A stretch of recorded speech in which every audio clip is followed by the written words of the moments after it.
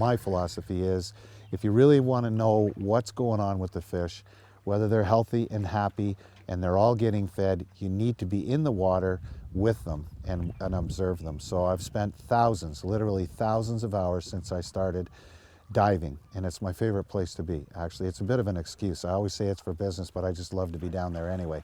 So I get away from the phones and it's just me and the bubbles and the fish. So I love to dive, but I do think it's critically important. So, I mean, when I started fish farming, I didn't know nearly as much about growing fish as I needed to. I knew that. So one of the ways I learned was to put the scuba gear on, go down beside the cage and let my wife, who was pregnant at the time, but she didn't mind, feed the fish, and I observed their behavior. And that's the critical part, because I learned that in the beginning, when you first start feeding, all the big aggressive fish come to the top and eat. So if you stop feeding when the fish stop feeding initially, you're not going to feed all the fish, because if you give them time, the big fish go to the bottom. And that's critically important for us, so that when we get a cage of fish ready for market, they're all virtually the same size. It's a very important thing for us, and it causes us a lot of problems if we have a cage full of fish. Some are this big and some are this big.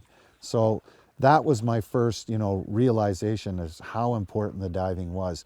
When I go into a cage, I'll check for holes. I'll sew up the holes if they're necessary. I clean zebra mussels off the nets, which is critical as well, to make sure we have flow going through the net, constant flow. And this particular spot is very prone to, the zebra mussels grow really well in this body of water. So I have to clean the nets with the zebra.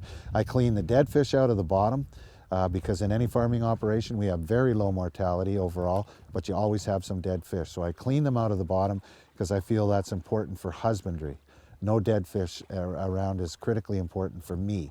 So I do that, sometimes in the summertime, I'll dive every cage twice a week or more, just to watch the fish. The other thing is, if the fish are starting to have a problem, if they're stressed, if there's a we don't have disease problems with our fish, but we do have the natural bacteria in the water that will make our fish sick like a human being. If their resistance gets down, there's always something that's going to make you sick. Same with the fish.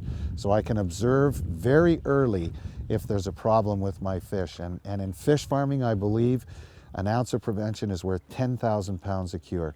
If you see something developing, then you can stop it very early. You can keep the fish growing, you can keep them healthy. And one of the side benefits of that has been that I have not used antibiotics in my fish food. I haven't treated my fish with antibiotics for 8 years now. And I contribute, a big part of that is being able to see the fish, see how they're doing, and anticipate when there's a problem and react to it quickly.